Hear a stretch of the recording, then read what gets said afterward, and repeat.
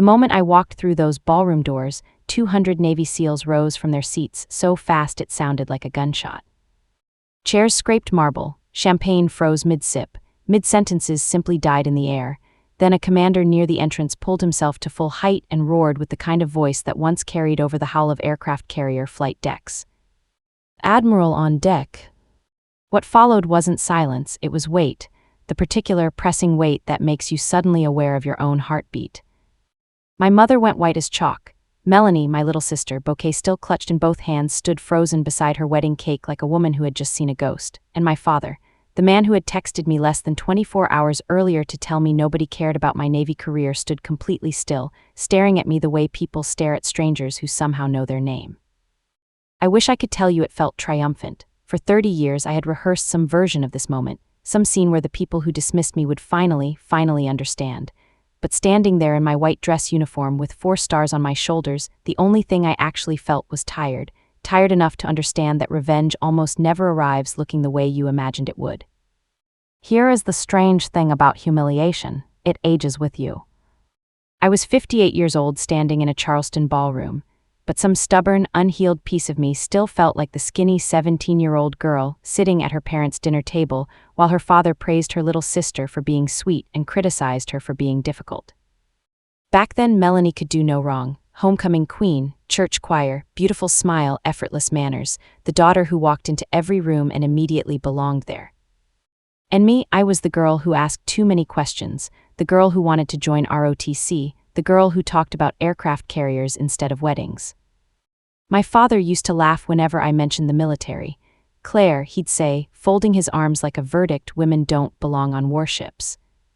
That was 1985. Reagan was still in the White House. My mother was making meatloaf the evening I announced I wanted to apply to the Naval Academy. Melanie nearly choked laughing.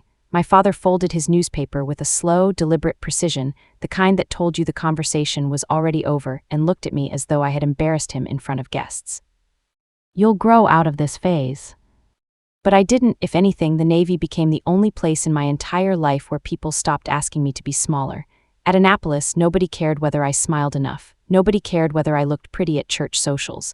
They cared whether I could lead, whether I could endure, whether I stayed calm when everything around me was on fire. Turns out I could. My family never quite forgave me for it.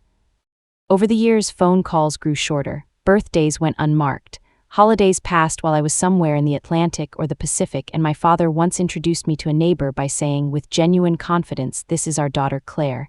She works for the government." Works for the government? I had already commanded thousands of sailors. I smiled politely. After long enough, disappointment becomes a habit you stop noticing. 3 days before Melanie's wedding, I was in my office at Naval Station Norfolk working through retirement paperwork when my phone buzzed. "Dad," I almost let it ring out. We hadn't spoken properly in months.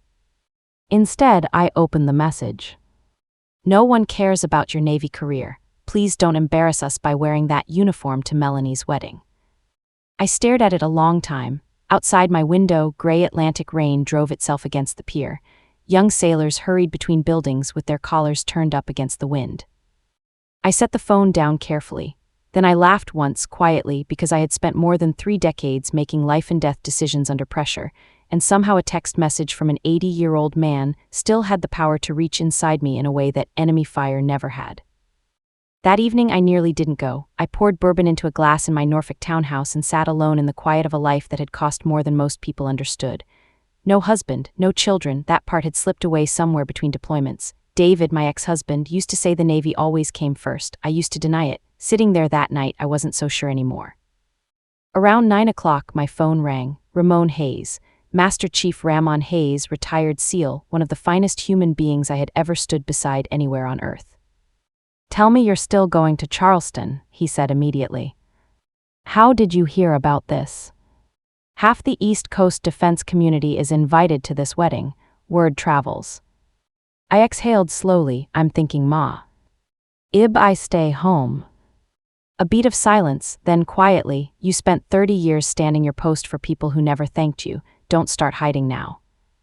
That hit harder than he knew. Ramon had been present for some of the ugliest seasons of my career. He'd stood beside me after casualty notifications, after burials, after impossible decisions made with incomplete information. If he thought I should walk into that ballroom, I needed to listen. "You really think it matters?" I asked. "No," he said, "I think you matter." I didn't sleep much that night.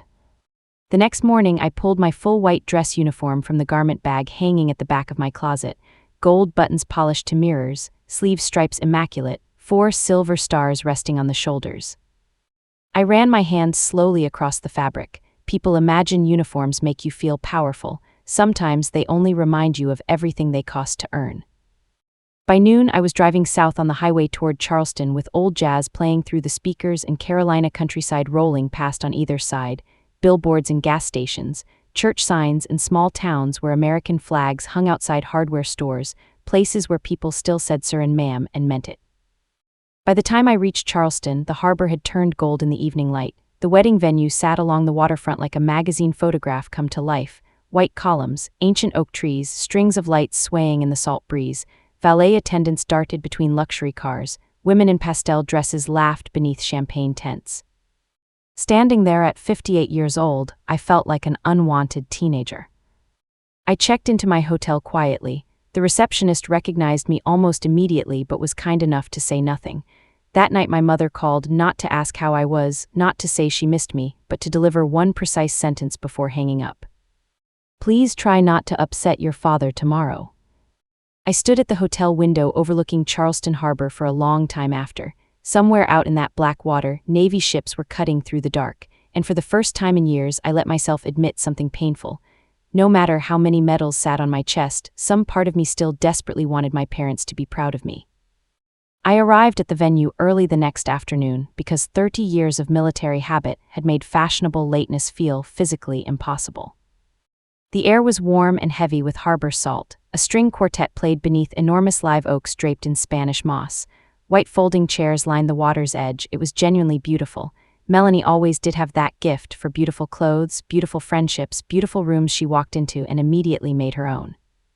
A young valet opened my car door. The instant he registered the 4 stars on my shoulders, his entire bearing changed. "Good afternoon, ma'am," the posture snapped straight automatically. I nodded and handed him the keys. Military people always noticed things civilians missed. The wedding guests gathered outside barely glanced at me. To them, I was simply an older woman in a uniform, perhaps a ceremonial escort, hired help. Then I saw my mother. Barbara Bennett stood near the reception tent in pale blue and pearls. Her smile materialized on schedule, though it never quite reached her eyes. "Oh, Claire," her voice dropped immediately as though sound itself were a liability. "You really wore it." "Yes, Mom, I did." She stepped closer. "It's just, today is supposed to be about Melanie." "Same song, different decade," I kept my voice level. My father appeared before I could respond. Harold Bennett still carried himself like the high school football coach he had once been. Even at 80, stiff authority softened only slightly by the silver thinning at his temples. The moment his eyes landed on my uniform, his jaw pulled tight. "You actually did it. Good to see you too, Dad." He ignored that. "You couldn't let her have one day." I stared at him with something that had moved beyond anger all the way to disbelief. I had spent my entire adult life trying not to make my family uncomfortable with my success. I changed subjects at holidays. I avoided mentioning promotions. I never corrected them when they reduced a 30-year military career to vague government employment. And still, my mere presence at a family event felt like an act of aggression. He lined in, "You could have worn a normal dress." Normal, I had heard that word my whole life, worn down into a weapon. Why can't you be normal? Why can't you settle down? Why can't you stop trying to prove something? Then Melanie appeared, and she was genuinely breathtaking in white lace. For one unguarded moment I saw the small girl who used to trail after me through our backyard. She hugged me tightly and whispered she was glad I'd come. Then she stepped back and the awkwardness returned like a tide. "Can I ask you something?" "Of course."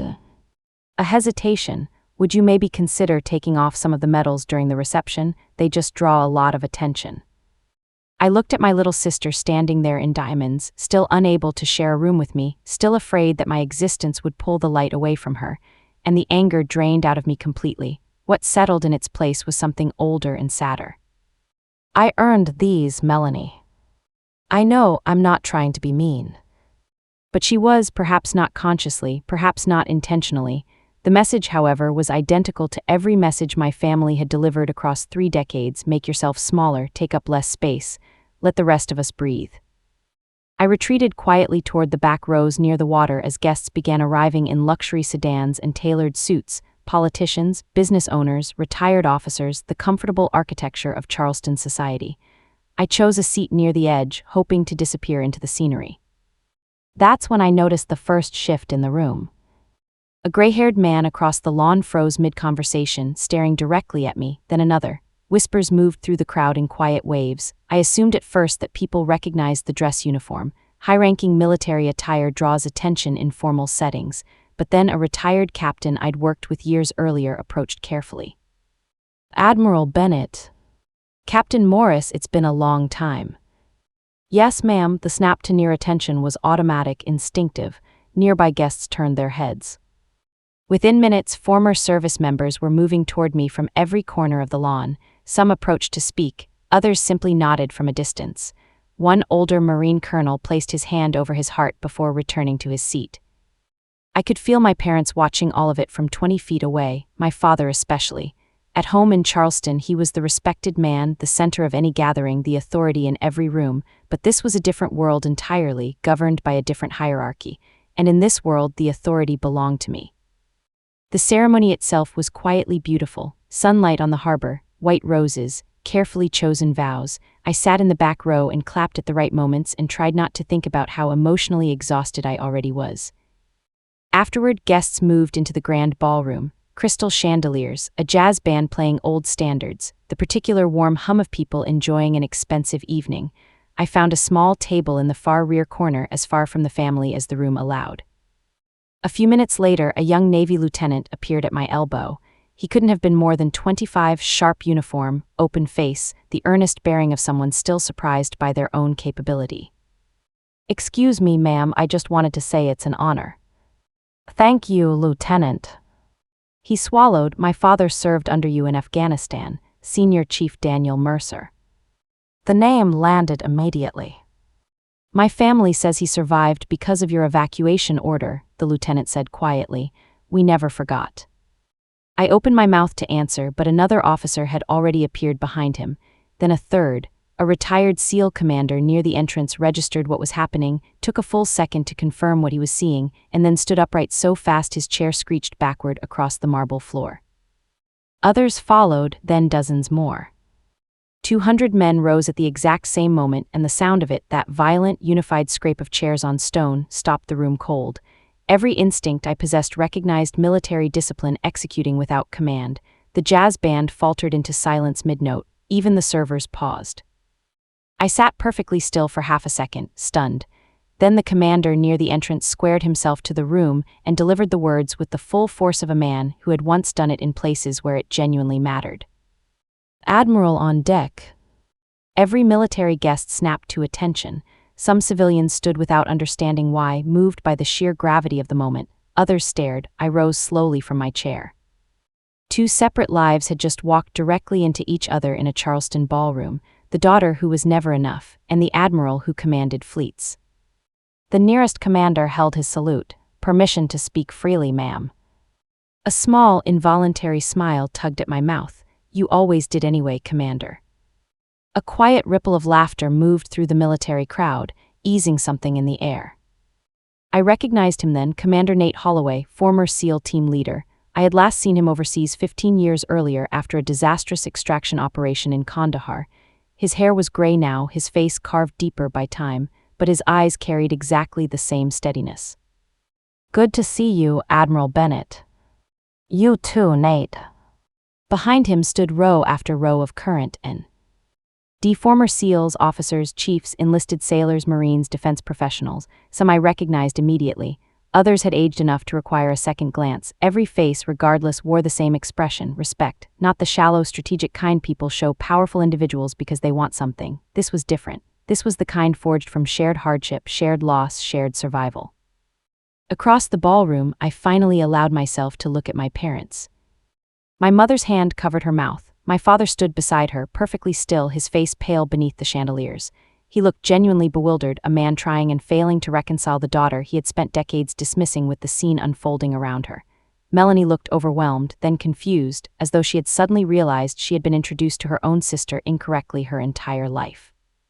An older man stepped forward through the crowd, tall, silver-haired, a quality of wealth that comes from having had it long enough to stop announcing itself. I recognized him immediately.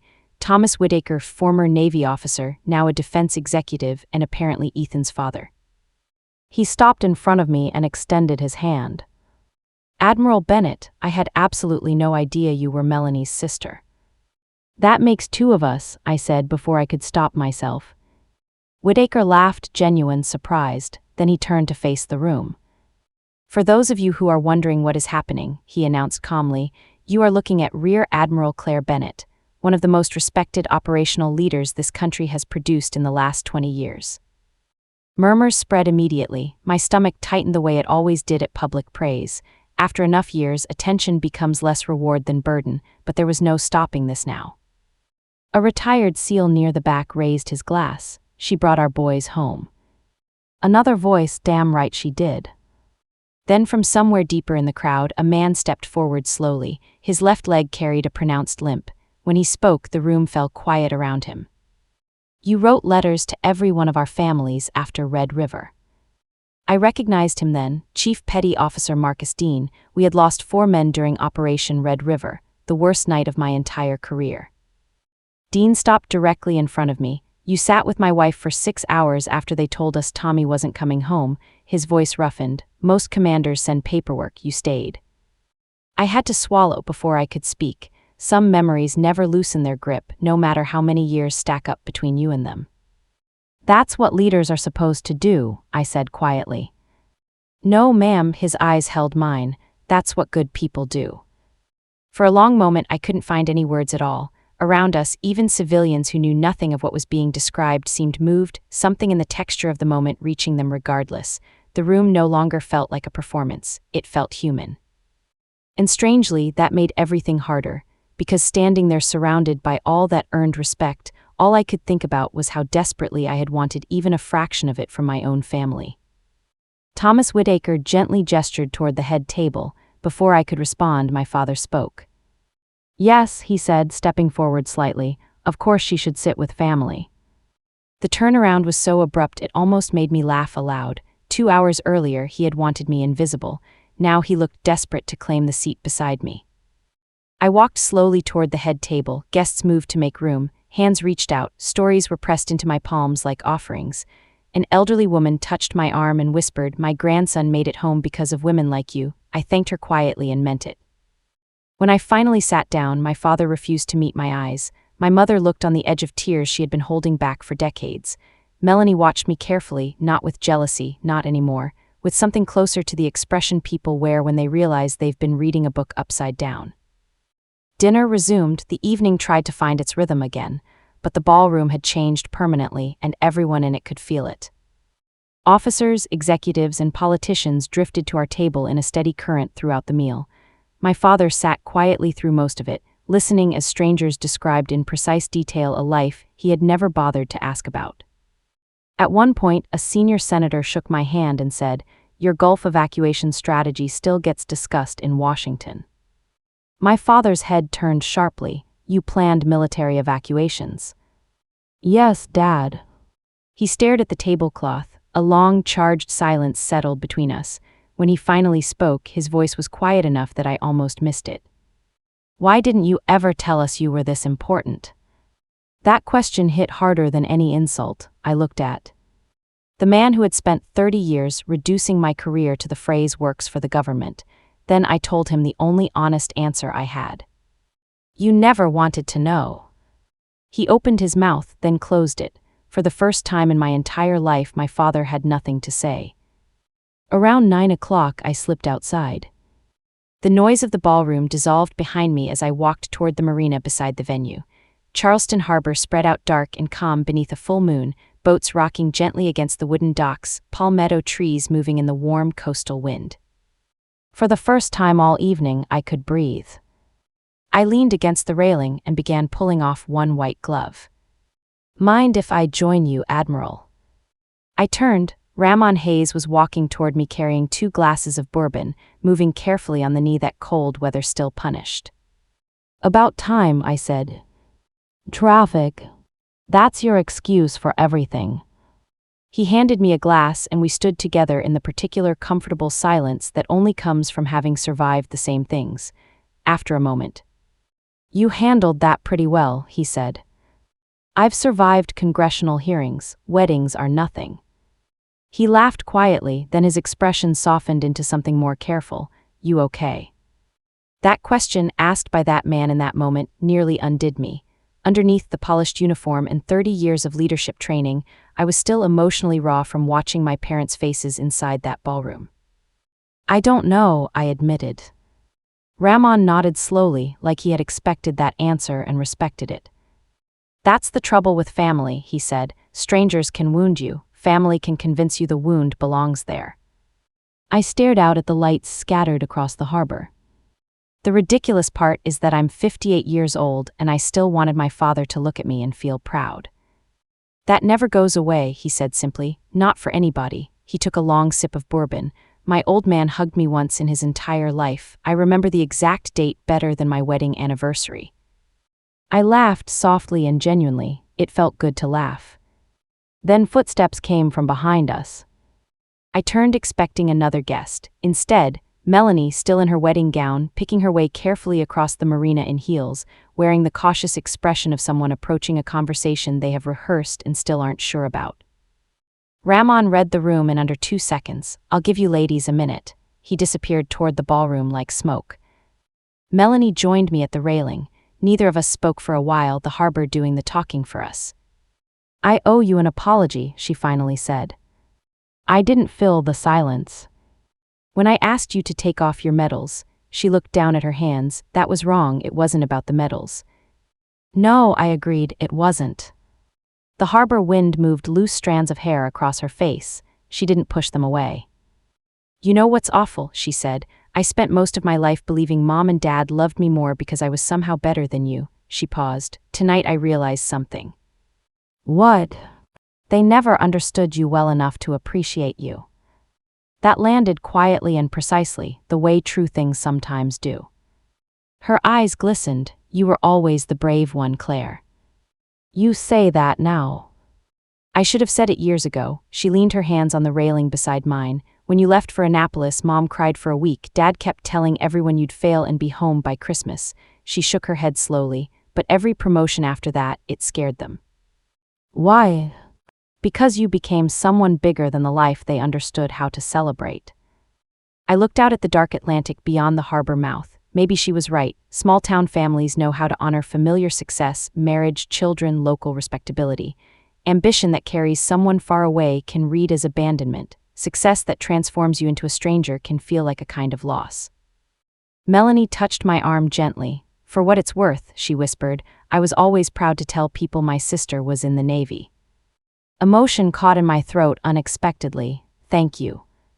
We stood together in the quiet after that, and for the first time in decades, the old competition between us felt simply gone, not healed completely, but softened the way scar tissue softens over years. Then the ballroom doors opened behind us, and my mother stepped out. Her mascara had smudged. She looked smaller somehow, older, or simply more honest. Claire, she said softly, could we talk? Melanie squeezed my hand once before walking away. My mother approached the railing the way people approach things they're afraid might disappear. I owe you an apology, she said. I didn't understand your life. I think maybe I chose the easier daughter. The honesty stopped me cold. Melanie needed me differently, she continued, and you always seemed so strong. I told myself you didn't need what she needed. I let out a slow breath. That's the problem with strong daughters, Mom. People assume they don't need kindness. Tears filled her eyes instantly. I never meant to hurt you. But you did. I know. A silence stretched between us, not hostile but honest. Then she said something that nearly broke me open entirely. I've been keeping newspaper clippings about your promotions, she admitted quietly. In my dresser drawer at home, your father doesn't know. I stared at her. What? Every one I could find, going all the way back. The image of it, my mother secretly collecting pieces of my life, carrying them home, hiding them in a drawer, reading them alone, was almost more than I could hold. Why do families do this to each other? Why do people who love one another spend lifetimes withholding it? Before I could answer, another voice came from behind us. Barbara. My father stood in the ballroom doorway. My mother touched my arm quietly and went inside, leaving us alone. He walked toward me slowly, hands at his sides, and when he reached the railing, he simply stood there for a long moment staring out at the harbor without speaking, like a man gathering something he had left scattered for a very long time. I was drafted in 1967, he said finally. I hadn't seen that coming, you never told me that.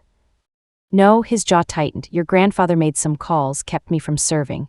He paused. He knew people, county judges, men who owed favors when my draft notice came. Another pause. He made sure I never went to Vietnam. The harbor wind moved through his silver hair. He still wasn't looking at me. I told everyone it was a knee problem. Truth is, I was healthy as a horse. I studied him carefully, the man who had always been the loudest presence in any room, the man who had never once in 80 years seemed uncertain of anything. For a while I told myself I was lucky, he continued. Then boys I grew up with started coming home in boxes. His voice roughened on the last word. My best friend Tommy Walker died outside Da Nang in '68. We played football together since 6th grade. He rubbed his hands together slowly. I stood at his funeral while everybody called him a hero, and all I could think was that should have been me. The pieces assembled themselves inside me with a kind of cold clarity. The resentment, the hostility toward my career, the years of dismissal, it had never been about me, not really, it had been shame, a lifetime of it compressed and calcified and misdirected. I spent 40 years trying not to think about Vietnam, he said. Then my daughter joins the Navy and becomes everything I was too afraid to become myself. You could have told me, I said quietly. How? The old flash of temper surfaced briefly, then subsided. How exactly was I supposed to say that? I didn't even know how to say it to myself. The silence that followed was the first honest one we had shared in 30 years. Behind us in the ballroom, guests were laughing. A Frank Sinatra song played, normal life continuing without us. I thought if I minimized your career, he said finally, almost whispering, maybe I wouldn't have to feel so ashamed of mine. That one didn't hurt because it was cruel, it hurt because it was true. I leaned both hands against the railing. You know what's strange, Dad? I spent my entire life thinking you were disappointed in me. He looked at me then directly, fully, for perhaps the first time ever. Claire, he said quietly, I never stopped being proud of you.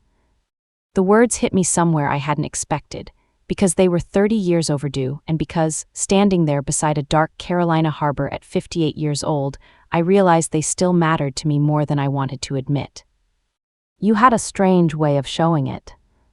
I know, he nodded immediately, no argument, I know that. He looked out across the water again. The harbor lights trembled on the surface of the bay. When you left for Annapolis, I told everyone you'd quit after the first semester. A faint, tired smile. Every time you proved me wrong, I'd go into work the next week and brag about you to anyone who'd listen. Never told you, just bragged. Emotion caught in my chest without warning. I didn't understand your world, he admitted. Truthfully, I think it frightened me.